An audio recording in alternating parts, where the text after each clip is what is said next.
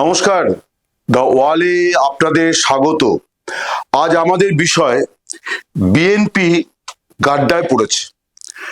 আপনারা সদ্য ঈদ পালন করলেন, সবাই আশা করি আপনাদের ঈদ ভালো কেটেছে। আপনাদের নিশ্চয়ই মনে থাকবে যে ঈদের ছুটির ঠিক দুদিন আগে আমি ওয়ালে একটা ভিডিও করেছিলাম এবং সেই ভিডিওতে আমি বলেছিলাম যে ঈদের ছুটির পরে বাংলাদেশের রাজনীতিতে একটা বড় পরিবর্তন আসবে এবং সেই পরিবর্তনটা রাজনৈতিক সংঘাতের পরিবর্তন। এবং আমি কথাও বলেছিলাম যে সেই সংঘাতের সবচেয়ে বড় নিশানা হবে বিএনপি। আমি বলেছিলাম ছুটির পরে, ঈদের ছুটি এখনো চলছে, পুরোপুরি ঈদের ছুটি সর্বত্র শেষ হয়নি, জনজীবন সম্পূর্ণভাবে আগের অবস্থায় ফেরেনি। কিন্তু খুব লক্ষণীয় যে ঈদের ছুটি নিয়ে রাজনীতিকদের খুব একটা উৎসাহ নেই, তাদের উৎসাহটা রাজনীতি নিয়ে, এবং তারা ঈদের ছুটি পুরোপুরি শেষ হওয়ার আগেই কিন্তু ময়দানে নেমে পড়েছেন। আমি আপনাদেরকে কয়েকজনের কথা প্রথমে শোনাই, তাহলে আপনারা বুঝতে পারবেন যে আমি কেন বলেছি যে বিএনপি গাড্ডায় পড়েছে। আমি একজনের কথা প্রথমে আপনাদের বলি, তার বক্তব্য শুনুন এবং পরে আমি বলছি কথা কে বলেছেন। তিনি বলেছেন, একলা নির্বাচন করলে 3টা সিট পাবে না, কিন্তু 300 সিটের পাওয়ার দেখাইতেছে। এখন সমস্ত প্রশাসন দখল করে বসেছে, 2% লোক নাই, পায়ের ওপর পা তুলে কথা বলে। ইউএনও চলে তার কথায় কথায়, ডিসি চলে তার কথায় কথায়, প্রশাসন চলে তার কথায়। কেন? বাপের বেটা হইলে ইলেকশনে আসো, ইলেকশনে দেখা যাবে বাংলাদেশের মানুষ কারে দায়িত্ব দেয়, তখন বেটাগিরি নেতাগিরি করো। এই কথা যিনি বলেছেন তার নাম ফজলুর রহমান। আপনারা বাংলাদেশের নাগরিকেরা কম বেশি সকলেই তাকে চেনেন। ফজলুর রহমান বিএনপি চেয়ারপারসন খালেদা জিয়ার উপদেষ্টাদের একজন, এবং ফজলুর রহমান বাংলাদেশের রাজনীতিবিদদের মধ্যে একজন একটু বিকল্প চরিত্র। তার একটা বিশেষ বৈশিষ্ট্য আছে, তিনি একই সঙ্গে জিয়াবাদী, আবার একই সঙ্গে তিনি মুজিববাদী। তিনি মুক্তিযুদ্ধে শেখ মুজিবুর রহমানের অবদানকে সর্বত্র স্বীকার করেন, সর্বদা স্বীকার করেন, আবার মুক্তিযুদ্ধে জিয়াউর রহমানের অবদানকে স্বীকার করেন, এবং তিনি বিএনপির এক একনিষ্ঠ নেতা কর্মী, সবটাই তার আছে। এখন তিনি এই যে কথাগুলি বলেছেন সেটা কাদের উদ্দেশ্যে বলেছেন? তিনি বলেছেন, মূলত যেটা বোঝা যাচ্ছে সেটা হচ্ছে যে আমাদের জামাতি ইসলামী সম্পর্কে তিনি কথাটি বলেছেন এবং অনুযোগ করেছেন। এই আজকে যখন আমরা বুধবার এই ভিডিও করছি, বুধবারই সকালে একটা অনুষ্ঠানে তিনি জামাতি ইসলামী সম্পর্কে বলেছেন যে তারাই সরকারটাকে কবজা করে রেখেছে এবং তারাই নির্বাচনটা চাইছেন, এবং সেই কারণে তাকে ফজলুর পাগলা বলে তারা কটাক্ষ করে, এ কথাও তিনি বলেছেন। এবং তিনি জামাতকে চ্যালেঞ্জ করেছেন যে নির্বাচনে আসুন। আপনারা হয়তো অনেকেই জানেন যে আজকেই অর্থাৎ বুধবারেই বিএনপির মহাসচিব মির্জা ফখরুল ইসলাম আলমগীর, তিনিও এই ঈদের ছুটির মধ্যে দেশের রাজনীতি নিয়ে খুব বড় কথা বলেছেন। তিনি বলেছেন যে সমাজ মাধ্যমে একটা বিশাল বড় প্রচার চালানো হচ্ছে যে বিএনপি তারা সংস্কার চায় না, তারা শুধু নির্বাচন চায়, তারা বাংলাদেশের ভালো চায় না, তারা বাংলাদেশের মানে ক্ষতি হোক এটা চায়, এবং শুধুমাত্র নির্বাচনের মধ্য দিয়ে ক্ষমতাটা দখল নেওয়ার জন্য বিএনপি মরিয়া হয়ে উঠেছে। এখন মির্জা ফখরুল ইসলাম আলমগীর যেটা বলতে চেয়েছেন সেটা হচ্ছে যে বিএনপি সংস্কারের বিরোধী নয়, কিন্তু বিএনপি মনে করে যে সুষ্ঠু নির্বাচনের জন্য যেটুকু সংস্কার প্রয়োজন সেইটা করে দিয়ে যত তাড়াতাড়ি সম্ভব নির্বাচন করে দেওয়া। এবার নির্বাচিত সরকার ক্ষমতায় আসার পর তারা সংস্কার কাজটা, বাকি কাজগুলো করবে। এটাই হচ্ছে বিএনপির অবস্থান।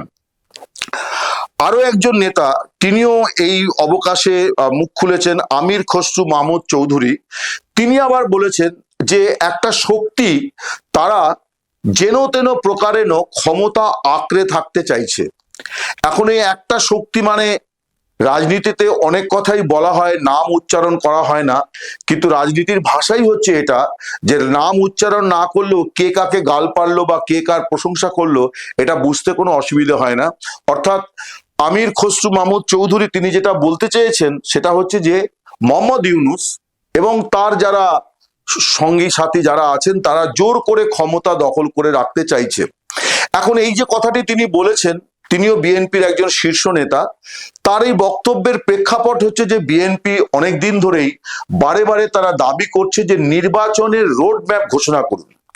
মোহাম্মদ ইউনূস তিনি গত শেষবারের মতো যেটা বলা যায় গত 26শে মার্চ স্বাধীনতা দিবসের আগের দিন তিনি জাতির উদ্দেশ্যে যে ভাষণ দিয়েছেন সেখানে আবার সেই পুরনো কথাই বলেছেন যে 2025-এর ডিসেম্বর অথবা 2026-এর জুন এই সময়ের মধ্যে নির্বাচন হবে।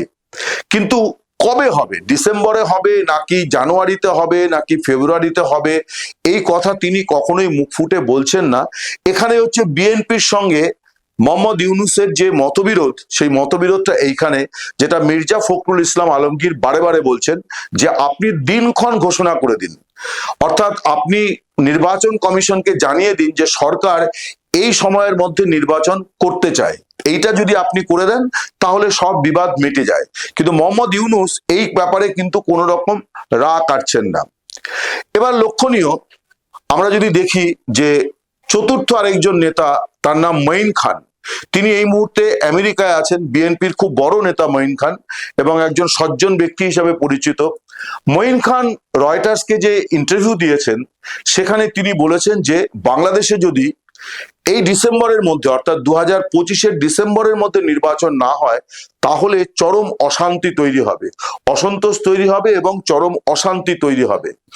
এইটা হচ্ছে মঈন খানের বক্তব্য, যেটা বাংলাদেশের সমস্ত মিডিয়ায় খুব বড় করে প্রচার করা হয়েছে।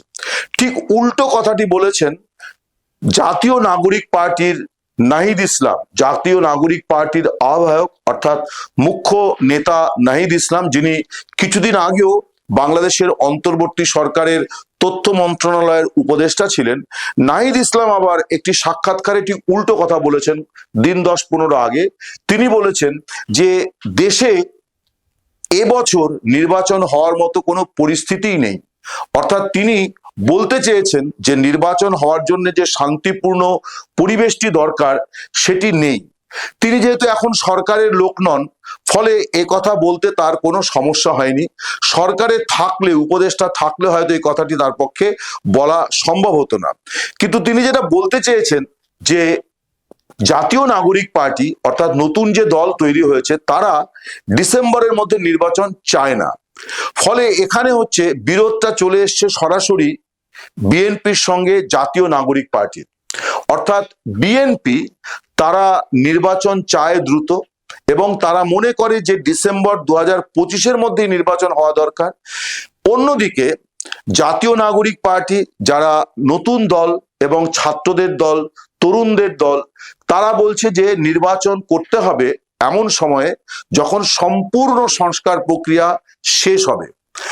আমি বাংলাদেশের বহু নাগরিক যারা এই রাজনীতি সম্পর্কে সচেতন, সংবিধান বোঝেন, প্রশাসন বোঝেন, এরকম বহু জনের সঙ্গে কথা বলে যেটা বুঝেছি, এবং আমি নিজেও এই যে কমিশন, 6টি কমিশনের যে রিপোর্ট তার অনেকটাই আমি পড়েছি, তাতে আমিও কিন্তু বুঝি। আমি প্রায় 30 বছর প্রশাসনিক এবং রাজনৈতিক সাংবাদিকতা করেছি।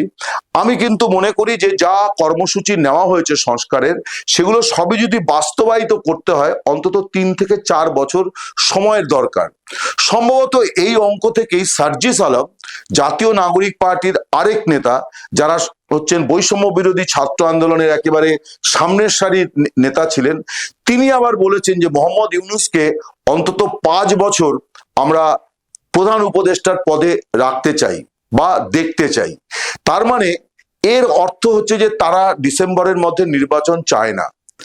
এখন বাংলাদেশের রাজনীতিটাকে যদি খুব সহজভাবে দেখা যায় তাহলে বিএনপি এবং তার সহযোগী দলগুলি একদিকে, আরেক দিকে হচ্ছে জাতীয় নাগরিক পার্টি, জামাতে ইসলামী এবং সরকারের বাকি অংশ যারা সরকারের মধ্যে আছে, তার মধ্যে ছাত্র প্রতিনিধিরা আছেন এবং বিভিন্ন এনজিও প্রতিষ্ঠানের লোকেরা আছেন, যাদের অবশ্যই কিছু নিজস্ব এজেন্ডা আছে এবং কোনো সন্দেহ নেই যে সেই এজেন্ডাও পুরোপুরি রাজনীতি চালিত।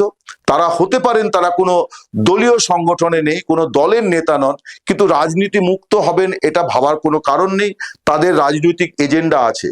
এই অংশগুলি তারা সংস্কার আগে নির্বাচন পরে, অর্থাৎ আড়াআড়ি ভাবে মুখোমুখি ভাবে দুটি শিবির এখন তৈরি হয়ে গেছে, যারা নির্বাচন এবং সংস্কার এই দুটো বিষয় নিয়ে বিরোধে নেমেছেন। বিএনপি চায় যত দ্রুত সম্ভব নির্বাচন, অন্যদিকে নতুন রাজনৈতিক দল জামাতে ইসলামী এবং তার সহযোগী যে ইসলামিক দলগুলি আছে তারা সকলেই চাইছে নির্বাচন যত পরে সম্ভব হয় তত ভালো। বিশেষ করে সংস্কারকে হাতিয়ার করে তারা বলতে চাইছে অন্তত ৩-৪ বছর মোহাম্মদ ইউনূস ক্ষমতায় থাকুন। এই যে পরিস্থিতি, আমি এই পরিস্থিতির কথাই ঈদের আগে যে ভিডিওটি করেছিলাম সেখানে আমি এটাই বলেছিলাম যে ঈদের পরে যে রাজনীতিটা বাংলাদেশে আসবে সেটা হচ্ছে, অর্থাৎ গত 15-16 বছর ধরে যে রাজনীতিটা ছিল আওয়ামী লীগের বিরুদ্ধে, সেই রাজনীতিটা এখন শুরু হচ্ছে পুরো মাত্রায়। শুরু আভাস ইঙ্গিত সবই পাওয়া যাচ্ছিল বেশ কিছুদিন আগে থেকেই, কয়েক মাস ধরে।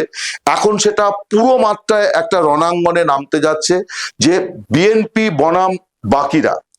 এই বাকিরার মধ্যে অবশ্যই আওয়ামী লীগ নেই, কিন্তু পরিস্থিতি যে জায়গায় দাঁড়িয়েছে তাতে আওয়ামী লীগ বা তার নেত্রী শেখ হাসিনা তিনি মাঝখানে, আরেকদিকে খালেদা জিয়া, তারেক জিয়া, মির্জা ফখরুল ইসলাম আলমগীর এবং আরেকদিকে মোহাম্মদ ইউনূস, নাহিদ ইসলাম এবং জামাতের নেতা শফিকুর রহমান, এরকম বিভিন্ন নেতা যারা আছেন তারা দুপাশে, মাঝখানে আওয়ামী লীগ। আমি বাংলাদেশের রাজনীতিটাকে যেভাবে পর্যবেক্ষণ করি এবং আমার যা উপলব্ধি তাতে রাজনীতিটা যেদিকে গড়াচ্ছে বলে আমার মনে হয় সেটা হচ্ছে যে বিএনপি যে পরিস্থিতির মুখে পড়তে যাচ্ছে, অর্থাৎ তার বিরুদ্ধে যেভাবে এই ক্ষুদ্র শক্তিগুলি একজোট হচ্ছে এবং তারা যেহেতু এখন সরকারি ক্ষমতা তাদের হাতে এবং তারা ইতিমধ্যে প্রশাসনকে নিজেদের কবজায় নিয়েছে নিজেদের লোকজন বসিয়ে, ফলে বিএনপি এই মুহূর্তে কিন্তু একটা বড় বিপদের মুখে পড়ে গেছে অলরেডি। এই বিপদ থেকে তারা কিভাবে উদ্ধার পেতে পারে সেটা আগামী দিনে দেখার। এবং ঈদের দিন যেভাবে মির্জা ফখরুল ইসলাম আলমগীর ঘোষণা করে দিয়েছেন যে অচিরেই বিএনপিকে বড় ধরনের আন্দোলনে বিএনপি নামতে চলেছে, এই সব কিছু ইঙ্গিত করে যে বিএনপি নেতারাও বুঝে গিয়েছেন যে তারা নির্বাচনের ব্যাপারে যতটা আশাবাদী, তাদের সে আশা পূরণ খুব একটা সহজ হবে না। এখন এই পরিস্থিতি থেকে বিএনপি কিভাবে রক্ষা পেতে পারে, আমি সীমান্তের এপার থেকে বাংলাদেশের রাজনীতিকে পর্যবেক্ষণ করি, এটা আমার সাংবাদিকতার একটা অংশ। আমি সেই কারণেই এই ভিডিওতে সেই কথাগুলি আপনাদেরকে বলছি। আমার নিজের মনে হয় যে আওয়ামী লীগ এই ক্ষেত্রে একটা গুরুত্বপূর্ণ অনুঘটকের ভূমিকা পালন করতে পারে যদি বিএনপি মনে করে যে তার এই যে চিরাচরিত প্রতিদ্বন্দ্বী, একেবারে জন্মলগ্ন থেকে যে প্রতিদ্বন্দ্বী আওয়ামী লীগ, সেই আওয়ামী লীগকে বিএনপি যদি ময়দানে ফেরার রাস্তা করে দেয়, অর্থাৎ আওয়ামী লীগকে যেভাবে বিএনপি আটকানোর চেষ্টা করছে, বিশেষ করে ঈদের দিন এক জায়গায় যে ঘটনাটা, নাটোরের যে ঘটনা আপনারা অনেকেই জানেন যে ঈদের নামাজ পাঠের পরে কিছু মানুষ তারা জয় বাংলা স্লোগান দিয়েছিলেন এবং তার জন্য তাদের মারধর করা হয় এবং শেষ পর্যন্ত একজন গুলিবিদ্ধ হন। কোন পক্ষ ফাইনালি জিতেছে সেটা অন্য কথা, কিন্তু কারণ আমি আওয়ামী লীগের লোকজনদের কাছ থেকে শুনছিলাম যে তারা খুব ভালো জবাব দিয়েছে বিএনপিকে, কিন্তু হামলাটা বিএনপি করেছিল। আমার মনে হয় বিএনপি নেতৃত্বর এই মুহূর্তে যে পরিস্থিতির দিকে বাংলাদেশ যাচ্ছে, সেই পরিস্থিতি থেকে যদি তাদের রেহাই পেতে হয় তাহলে আওয়ামী লীগকে ময়দানে অ্যালাউ করা, আওয়ামী লীগকে ময়দানে রাজনীতি করতে দেওয়া, সক্রিয়ভাবে মিটিং মিছিল করতে দেওয়া, এইটা যদি হয় তাহলে বিএনপির পক্ষে কিন্তু খানিকটা পাল্লা ভারী হয়।